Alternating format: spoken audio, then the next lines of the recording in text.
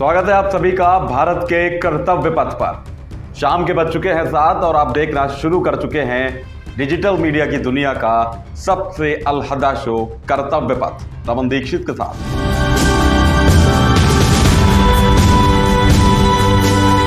26 जनवरी को भारत ने इस बार अपना 74वां गणतंत्र दिवस मनाया।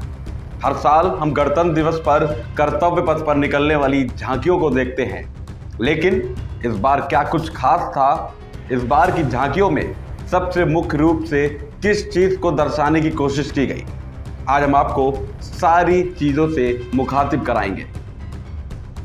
गणतंत्र दिवस के मौके पर भारत की नारियों के पदचापों और भारत में निर्मित टैंकों के गर्जना से पूरा विश्व गूंज रहा था।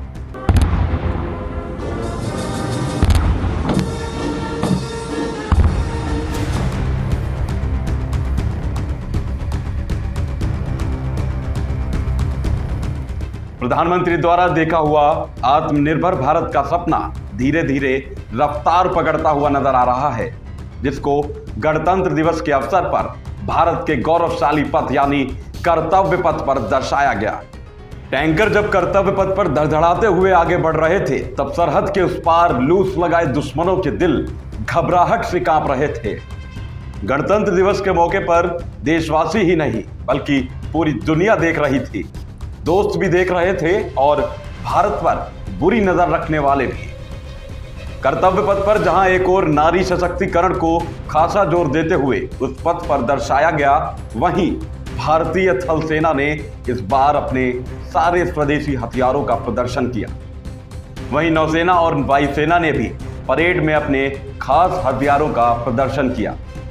समारोह की शुरुआत प्रधानमंत्री मोदी के राष्ट्रीय समर स्मारक पर पुष्प चक्र अर्पित कर शहीदों को श्रद्धांजलि देने के साथ हुई। राष्ट्रपति द्रौपदी मुर्मू ने सुबह 10:30 बजे राष्ट्र ध्वज फहराया और राष्ट्रगान की धुन तथा 21 तोपों की सलामी के साथ परेड शुरू हुई। इस बार परंपरागत 21 तोपों की सलामी 105 mm की भारतीय फील्ड तोपों से दी गई, जिन्हें 25 पाउंडर तोपों की जगह लाया गया।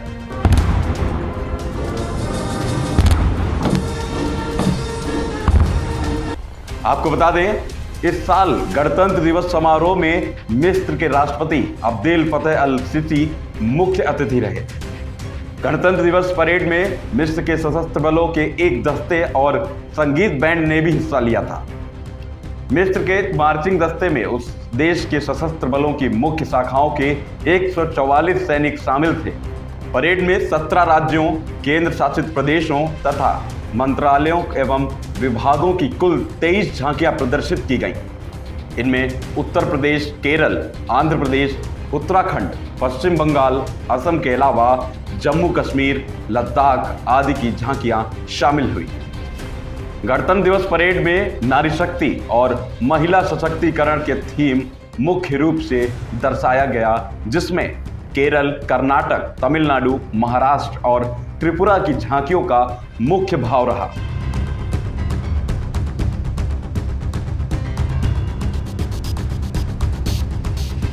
वहीं परेड का एक मुख्य आकर्षण एक क्लासिकल डांस शो रहा, जिसमें महिलाओं के सम्मान, उनके महत्व और योगदान को समर्पित था। लगभग 480 कलाकारों ने मुख्य सलामी स्थल के ठीक सामने अपने प्रदर्शन से परेड में रंग भर दिए और लगभग 60,000 दर्शक मंत्रमुग्ध होकर करीब 6 घंटे तक चले इस आयोजन को देखते रहे। महिला सशक्तिकरण को दर्शाने वाली कुछ झांकियां जिनसे आपको हम रूबरू करवाएंगे। सबसे पहले नंबर पर है केरल। केरल की ओर से जो झांकी प्रदर्शित की गई, उसके केंद्र में थी 2000 साल पुरानी मार्शल आर्ट कलारीपायट्टू। इस झांकी के जरिए केरल ने साक्षरता मिशन को महिला सशक्तिकरण से जोड़ा। केरल में महिलाओं की साक्षरता की दर भी सबसे अधिक है। आपको बता दें, केरल की झांकी में 2020 में नारी शक्ति का पुरस्कार जीतने वाली करताइनी अम्मा का चित्र अंकित था। उन्होंने 96 साल की आयु में साक्षरता परीक्षा में अव्वल स्थान हासिल किया था। बात करें कर्नाटक की झांकी में भी नारी शक्ति का ही चित्रण रहा। राज्य ने उन 3 महिलाओं को चित्रित किया जिन्हें सामाजिक सेवा के लिए पद्म पुरस्कार दिए गए हैं। जिनमें से सुरक्षित प्रसव के लिए महिलाओं की सहायता करने वाली सुलागिटी नरसम्मा, वृक्ष माता कही जाने वाली तुलसी गौड़ा और सलुमार्डा थिमक्का। वहीं त्रिपुरा ने पर्यटन और जैविक खेती में महिलाओं की बढ़ती भूमिका और योगदान को रेखांकित किया, जबकि महाराष्ट्र ने नारी शक्ति को देवियों के रूप में दर्शा के महिला सशक्तिकरण का संदेश देने का काम किया।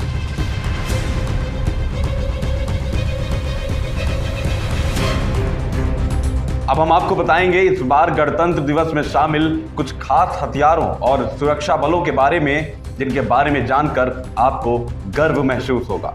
सबसे पहले नाग मिसाइल सिस्टम यानी नासिम। नाग मिसाइल सिस्टम एक टैंक विध्वंसक है जिसे डीआरडीओ ने बनाया है। एक व्हीकल 6 नाग एंटी टैंक गाइडेड मिसाइलों को फायर करने में सक्षम है, जिसकी रेंज 5 किलोमीटर है। एमबीटी अर्जुन, यह तीसरी पीढ़ी का देश में बना युद्धक टैंक है। इसमें 120 mm की मुख्य राइफल गन है, 12.7 mm anti aircraft machine gun है, जो कि 70 किलोमीटर प्रति घंटा की रफ्तार से चलती है। ICVB AMP-2 सारथ। सारथ नाम का यह इन्फेंट्री कॉम्बैट व्हीकल है, जिसमें घातक हथियार होते हैं। खासकर इससे रात में युद्ध में घातक क्षमता और बढ़ जाती है। यह हर क्षेत्र में प्रभावी ढंग से काम कर सकता है। ये 30 mm गन, 7.62 mm PKT और कॉकर्स मिसाइलों से लैस है। QRFV medium. क्विक रिएक्शन लड़ाकू विमान को आत्मनिर्भर भारत योजना के तहत टाटा एडवांस सिस्टम और भारत फोर्स ने तैयार किया है। यह गाड़ी 10 सशस्त्र सैन्य दलों को ले जाने में सक्षम है। इस वाहन को लद्दाख, सिक्किम और अरुणाचल प्रदेश में तैनात सैनिकों के लिए खास तौर से डिजाइन किया गया है। QRFV heavy. यह वाहन माइन और बुलेट प्रूफ भी है। इसकी अधिकतम गति 80 किलोमीटर प्रति घंटा है, जो कि 25 डिग्री तक चढ़ाई करने में सक्षम है। K9 Vajra tank. 15 mm 52 calibre tracked self propelled की फायरिंग, जिसकी रेंज 40 किलोमीटर है। यह रेगिस्तानी इलाके में 60 किलोमीटर प्रति घंटा से आगे बढ़ सकता है। भारत के गौरवशाली पथ पर झांकियां निकलने के बाद अंत में रोमांच से भर देने वाले लड़ाकू विमानों को कर्तव्य पथ के ऊपर से उड़ान भरते देखा गया। धुंध के बीच कम दृश्यता में भी 50 लड़ाकू विमान की कलाबाजियां देखने के लिए लोग उत्सुक नजर आए। विमानों ने उड़ान के दौरान भीम, बजरंग, बाज, तिरंगा, गरुण, अमृत और त्रिशूल जैसी विभिन्न आकृतियां बनाई। भारत एक तरफ आजादी का अमृत महोत्सव बना रहा है, तो वहीं G20 की अध्यक्षता इसी वर्ष भारत ने संभाली है।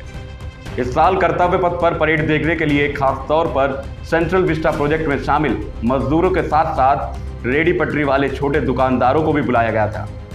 प्रधानमंत्री नरेंद्र मोदी ने उन मजदूरों से मुलाकात भी की थी। गणतंत्र दिवस परेड के दौरान देश के सैन्य कौशल, सांस्कृतिक विविधता, आत्मनिर्भरता की पहल, महिला सशक्तिकरण और एक न्यू इंडिया के उद्यम का बेहतरीन प्रदर्शन किया गया।